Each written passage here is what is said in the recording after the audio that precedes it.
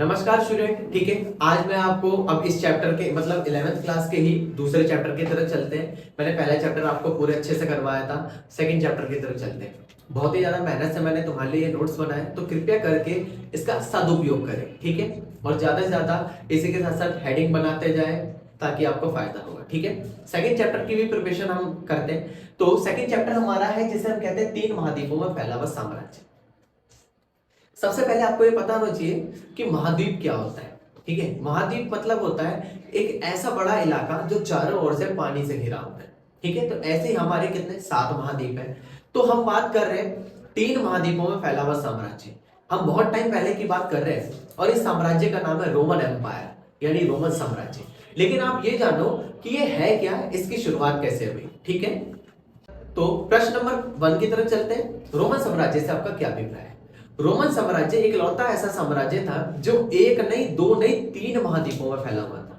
ठीक है, इसमें अफ्रीका का उत्तरी हिस्सा, ठीक है, एशिया का पश्चिमी हिस्सा और यूरोप का अधिकांश हिस्सा, ये तीनों मिलाकर एक पूरा एम्पायर बना जिसे हम क्या कहते हैं, रोमन साम्राज्य। ठीक है, समझ आया रोमन साम्राज्य क्या है? बस सिंपल सा क्वेश्चन था और कुछ नहीं है। सेकंड क्वेश्चन की तरफ चलते हैं। प्रिंसिपेट क्या था? प्रिंसिपेट का मतलब क्या है? ठीक है, अब मेरी बात ध्यान से सुनो। मान के चलो अगर मैं कोई नई कार खरीदता हूं तो उसका नाम मैं रख सकता हूं क्योंकि मैं उसका ओनर हूं, या मैं कोई एक नई कंपनी खोलता हूं तो मैं उसका नाम रख सकता हूं। ऐसे ही सम्राट ऑगस्टस ने अपने जिस साम्राज्य को बसाया उसको उसने क्या नाम दिया? प्रिंसिपेट। ठीक है, बहुत आसान था। नेक्स्ट क्वेश्चन की तरफ चलते हैं। रोमन साम्राज्य की जानकारी के स्रोत कौन कौन से? अभी मैंने पिछली वीडियो में भी आपको बताया था, हर चैप्टर में आएगा जानकारी के स्रोत। तो रोमन साम्राज्य के जानकारी के स्रोत निम्नलिखित है। ठीक है, नंबर 1 है जिसे हम कहते हैं पाठ्य सामग्री। पाठ्य सामग्री क्या है? देखो, ये सब जो आप पढ़ रहे हो ये भी तो पाठ्य सामग्री है। पाठ्य मतलब पढ़ने वाली सामग्री। इससे भी हमें किसकी जानकारी मिल रही है? रोमन साम्राज्य की। ठीक है, तो इसी को हम क्या कहते हैं? पाठ्य सामग्री। सेकंड पॉइंट है हमारा जिसे हम कहते हैं प्रलेख व दस्तावेज। प्रलेख होते हैं लिखे हुए लेख। क्या होते हैं? लिखे हुए लेख। कोई भी लिखे हुए लेख हो गए, और दस्तावेज मतलब होता है डॉक्यूमेंट्स, यानी उस समय के जो भी लोग थे वो कौन कौन से दस्तावेज इस्तेमाल करते थे, और उस दस्तावेज के माध्यम से भी हम क्या कर सकते हैं? रोमन साम्राज्य के इतिहास को उजागर कर सकते हैं। तीसरा है भौतिक अवशेष। भौतिक अवशेष का मतलब क्या होता है? विजुअल थिंग, जैसे हम जिसे छू सकते हैं, जैसे कि ये बोर्ड है हमारा, इसे हम छू सकते हैं। ठीक है, या फिर कह सकते हैं एक फैन हो गया, ट्यूबलाइट हो गई, चेयर हो गई, इन सब की हमें क्या है? ये सब हमारे भौतिक अवशेष है, इसे हम छू सकते हैं। और ऐसे ही वहां पर जितने भी भौतिक अवशेष हमें मिले उससे हम रोमन साम्राज्य के इतिहास को पुनः जागृत कर सकते हैं। ठीक है, निष्कर्ष क्या बताओगे? यह वह स्रोत है जिसके माध्यम से हम इतिहास को पुनः जागृत कर सकते हैं। अगले क्वेश्चन की तरफ चलते हैं। रोमन साम्राज्य में बोली जाने वाली भाषाओं के बारे में बताइए। रोमन साम्राज्य में मुख्यतः 2 ही भाषा बोली जाती है, एक है लातिनी और दूसरा है यूनानी। ठीक है, अब नेक्स्ट क्वेश्चन है हमारा, रोमन साम्राज्य के प्रमुख 3 खिलाड़ी कौन है? 3 खिलाड़ी का मतलब क्या है? 3 मेन प्लेयर कह लो।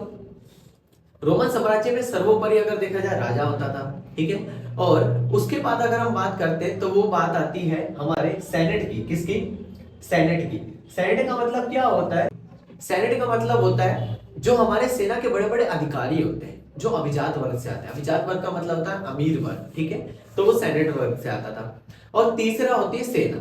ठीक है, तो यहाँ पे 3 प्रमुख खिलाड़ी मतलब 3 मेन रोल इस चैप्टर में किसका है? राजा का, अभिजात वर्ग का और सेना का। ठीक है, नेक्स्ट क्वेश्चन है हमारा दास प्रजनन क्या होता है? दास प्रजनन का मतलब होता है, दास प्रजनन से हमारा अभिप्राय यह है कि जिसमें हर दास को अधिक से अधिक बच्चा पैदा करने के लिए बोला जाता है ताकि उनके बच्चों को भी क्या बनाया जा सके? दास बनाया जा सके। ठीक है, नेक्स्ट क्वेश्चन है हमारा सॉलिडस तथा दिनारियस क्या था? आज के टाइम में अगर हम देखें तो भारत में रुपया चलता है। ऐसे पहले के टाइम पर क्या होता था? तो रोमन एम्पायर में 2 सिक्के चलते थे, एक था सॉलिडस, दूसरा था दिनारियस। सॉलिडस सिक्का जो था वो सम्राट कॉन्स्टेंटाइन द्वारा चलाया गया था। ये 4.5 ग्राम प्योर गोल्ड यानी शुद्ध सोने का था। ठीक है, नंबर 2 है जिसे कहते हैं दिनारियस। क्या कहते हैं? दिनारियस। ये टिबेरियस द्वारा चलाया गया था। ठीक है, और ये 4.5 ग्राम, ये 4.5 ग्राम शुद्ध चांदी का था। ठीक है, अगला क्वेश्चन है हमारा एम्फोरा क्या है? ठीक है, तथा शराब के कंटेनर कहाँ पाए गए। एम्फोरा मतलब क्या है, जैसे आपने देखा कंटेनर होते हैं, ड्रम कहते हैं उन्हें, ड्रम, बड़े बड़े ड्रम होते हैं, उसमें लोग क्या करते हैं, दारू हो गया, खाने का सामान हो गया, ठीक है, तो ये सारी चीजों को वो लोग लेके आते थे, तो उसी को हम कहते हैं ड्रम। तो एम्फोरा क्या है, उस समय पर एम्फोरा जो थे वो ऐसे बड़े बड़े ड्रमों को कहा जाता था जिसमें लोग बड़े बड़ी वस्तुओं को ले जाते थे, जैसे अनाज हो गया या औजार हो गए, ठीक है, या कोई भी तरल पदार्थ हो गया, इन सब की ढुलाई, मतलब जिसमें ढो के ले जाया जाता था, उन्हीं ड्रमों को एम्फोरा कहा जाता था। ठीक है, बहुत आसान शब्दों में समझा रहा हूं, इसको नोट कर लेना, अगर आपको ज्यादा हो छोटे छोटे आप हेडिंग्स के नोट्स बना सकते हो। ठीक है, अगला है जिसे हम कहते हैं तीसरी शताब्दी को संकट का काल क्यों माना जाता है। तीसरी शताब्दी को संकट का काल इसलिए माना जाता है क्योंकि रोमन एम्पायर में पहली शताब्दी और दूसरी शताब्दी में विस्तार हुआ, मतलब सम्राट ऑगस्टस ने उसको बढ़ाया, उसके बाद उसका दत्तक पुत्र, मतलब गोद लिया वो पुत्र जिसका नाम था टिबेरियस, उसने इसको आगे बढ़ाया। लेकिन अगर देखा जाए तो 2 शताब्दी के बाद रोमन साम्राज्य में एक कह सकते हैं भयानक काल आ गया। जैसे हमारे इंडिया में या पूरे वर्ल्ड में अगर देखा जाए 2020 में एक बहुत बड़ी महामारी आई थी जिसे कोरोना के नाम से जाना जाता है, उसमें भी बहुत बड़ा अकाल आया, संकट आया। सेम ऐसे ही रोमन साम्राज्य में भी तीसरी शताब्दी में क्या आया था, संकट, और उसी संकट के बारे में क्या करना है, पढ़ना है। ठीक है, तो पॉइंट्स मैंने कुछ बना रखे, ध्यान से सुनना। सबसे पहला है जिसे कहते हैं प्रभावशाली शासक।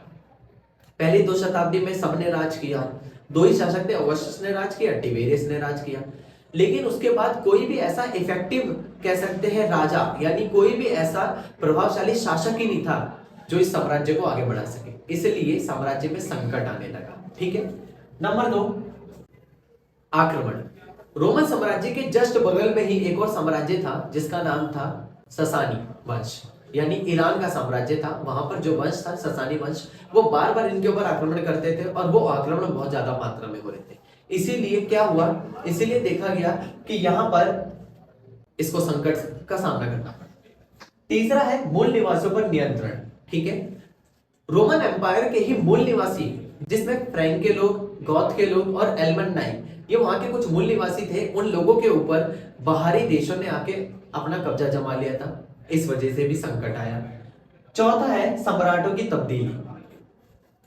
लगभग 47 इयर्स में 25 सम्राट, यानी कि 47 वर्षों में 25 सम्राटों को बदला गया, जहां 2 सम्राट मिलकर लगभग 1.5 शताब्दी यानी 150 साल तक राज कर रहे हैं। उसके बाद कोई भी ऐसा प्रभावशाली शासक नहीं है जो इस साम्राज्य को आगे बढ़ा सके।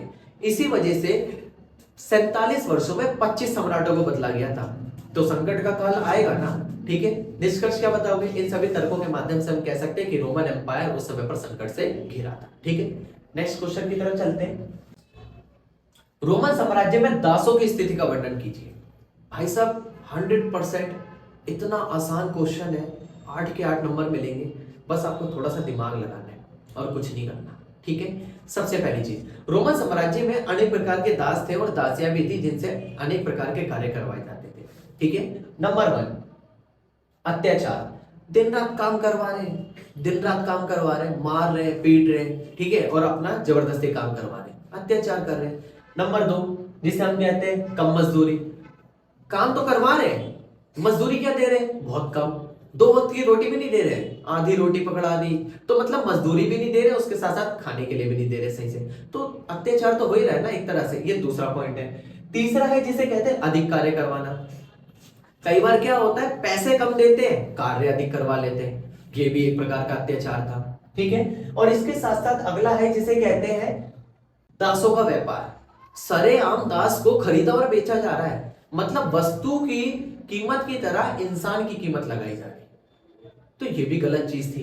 ठीक है, नेक्स्ट है मनोरंजन। मनोरंजन का मतलब क्या होता है, इन लोगों ने दासों को ऐसे मनोरंजन के रूप में देखा कि जब मन किया उनको मारना शुरू कर दिया, जब मन किया जंगली जानवरों के पीछे छोड़ दिया, तो मतलब कि मनोरंजन के लिए इस्तेमाल कर रहे हैं, अपने एंटरटेनमेंट के लिए इंसान की जो जिंदगी है वो बर्बाद कर रहे थे। ठीक है, नेक्स्ट है दास प्रजनन। मैंने आपको पहले भी बताया था, अधिक से अधिक मात्रा में दास को बोला जाता था कि आप ज्यादा से ज्यादा मात्रा में बच्चे पैदा करो, जितनी ज्यादा मात्रा में आप बच्चे पैदा करोगे उन्हीं के बच्चों को क्या बनाया जाएगा, गुलाम बनाया जाएगा। ठीक है, और नेक्स्ट है दासों की संख्या। इस पूरे के पूरे साम्राज्य में अगर देखा जाए 75 लाख की आबादी थी, 30 लाख तो दास ही है, 40% लोग जो है वो उनको गुलाम बनाया गया है। तो ये कोई अच्छी बात तो नहीं है ना। इसीलिए कहा जाता है कि रोमन एम्पायर में दासों की स्थिति बहुत ही ज्यादा क्या थी, दर्दनाक थी। ठीक है, नेक्स्ट क्वेश्चन की तरफ चलते हैं। रोमन साम्राज्य के पारिवारिक जीवन के बारे में बताइए। पारिवारिक जीवन मतलब हम सबका जो जीवन होता है ऐसे ही। तो सबसे पहली चीज, रोमन साम्राज्य में अनेक प्रकार के लोग रहते थे और अनेक प्रकार से अपने जीवनचर्या चला रहे थे। सबसे पहला है जिसे हम कहते हैं एकल परिवार, न्यूक्लियर फैमिली, यानी माता पिता रह रहे हैं, उनके बच्चे रह रहे हैं। ठीक है, लिखोगे कैसे? रोमन साम्राज्य के अंतर्गत एकल परिवार होता था जिसके अंतर्गत माता पिता होते थे और उनके बच्चे होते थे। ठीक है, दूसरा है सह परिवार, इसे संयुक्त परिवार भी कहते हैं। सह परिवार वह परिवार होता था जिसमें सब लोग एक साथ मिलजुल कर रहते थे, जिसमें चाचा जी भी हो गए, चाची भी हो गए, ताऊ जी हो गए, ठीक है, दादी जी हो गई या फिर दादाजी हो गए, एक जॉइंट फैमिली की तरह रह रहे हैं, उसे सह परिवार कहते हैं। तीसरा था पुरुष प्रधान परिवार। पुरुष प्रधान परिवार वह परिवार था जिसमें सिर्फ पुरुषों की चल रही है, चाहे वो घर का बड़ा बेटा हो, चाहे दादाजी हो, चाहे ताऊ जी हो, चाहे पिताश्री हो, घर में जो सबसे बड़ा पुरुष होगा उसी की चलेगी। ये था पुरुष प्रधान परिवार। ठीक है, नेक्स्ट क्वेश्चन की तरफ चलते हैं। रोमन साम्राज्य के आर्थिक विस्तार पर प्रकाश डालिए। यानी रोमन साम्राज्य ने अपना आर्थिक विस्तार किस प्रकार किया, अपने आप को इकोनॉमिकली कितना ज्यादा अच्छा कैसे किया। ठीक है, तो रोमन साम्राज्य एक बहुत ही ज्यादा महत्वपूर्ण साम्राज्य था। इसके आर्थिक विस्तार की नीतियां कुछ इस प्रकार है। इंट्रोडक्शन बनाना सिखा रहा हूं मैं, कभी घर से पढ़ के नहीं आता हूं, मैं सिर्फ ये देखता हूं कि क्वेश्चन क्या पूछा गया, उसी से इंट्रोडक्शन बन जाता है। ठीक है, बस आपको एक दो चीज क्या करनी पड़ती है, ऐड करनी पड़ती है। सबसे पहला बंदरगाह। यहाँ पर अनेक प्रकार के बंदरगाह थे जहाँ पे सामान को उतारा जा रहा था, उसके साथ साथ सामान को एक जगह से दूसरी जगह ले जाया जाता था। तो जिस क्षेत्र में बंदरगाह अधिक होंगे वहां पर क्या होगा, व्यापार अधिक होगा, और जहां व्यापार अधिक होगा वहां पर पैसा अधिक आएगा। पैसा अधिक आ जाएगा तो क्या होगा, आर्थिक विस्तार हो रहा है ना, हमें यही सिद्ध करना है। नंबर 2, फैक्ट्रियों की संख्या। किसकी? फैक्ट्रियों की संख्या। तो यहाँ पर अनेक प्रकार की फैक्ट्रियां थी, बहुत सारी फैक्ट्रियां लगा रखी थी लोगों ने, जिससे पैसा आता था और उसी पैसे से क्या हो रहा है, आर्थिक विस्तार होता है। ठीक है, तीसरा है एम्फोरा। अभी मैंने आपको बताया था, बड़े बड़े कंटेनरों में सामान को ले जाया जाता था, ठीक है, उसी से ढुलाई होती थी और उसी से बहुत ज्यादा मात्रा में इनकम होती थी। जब इनकम होगी तो साम्राज्य का विस्तार होगा।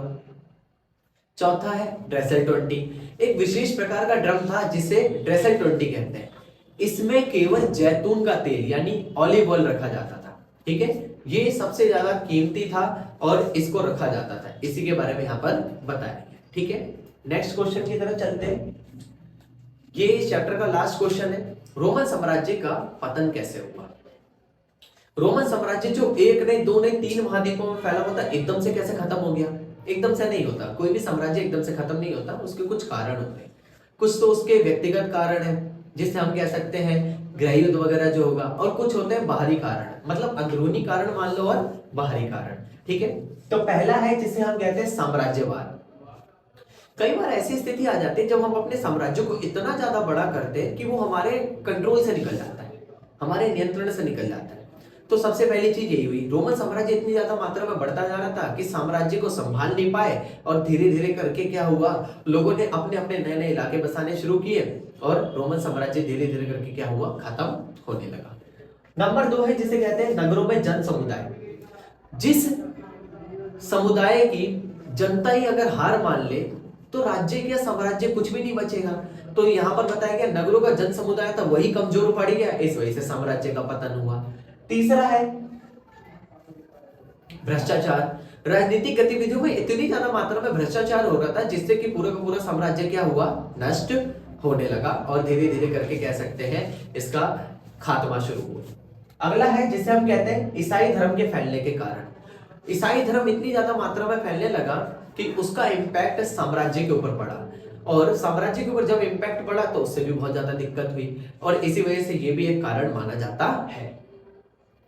नेक्स्ट है जिसे कहते हैं बाहरी देशों के आक्रमण। मैंने अभी बताया था ससानी वंश बार बार आक्रमण करता था, अब उसके साथ साथ और भी उसके अगल बगल के साम्राज्य ने आक्रमण करना शुरू किया और साम्राज्य को पूरी तरीके से क्या कर दिया, खत्म कर दिया। लास्ट है प्रभावशाली शासक। आप सबको मैंने अभी बताया था कि सम्राट ऑगस्टस और टिबेरियस के बाद कोई भी प्रभावशाली शासक नहीं बचा, इस वजह से भी साम्राज्य का क्या हुआ, खात्मा हुआ। ठीक है, और इसके साथ साथ लास्ट पॉइंट है राजाओं की तब्दीली।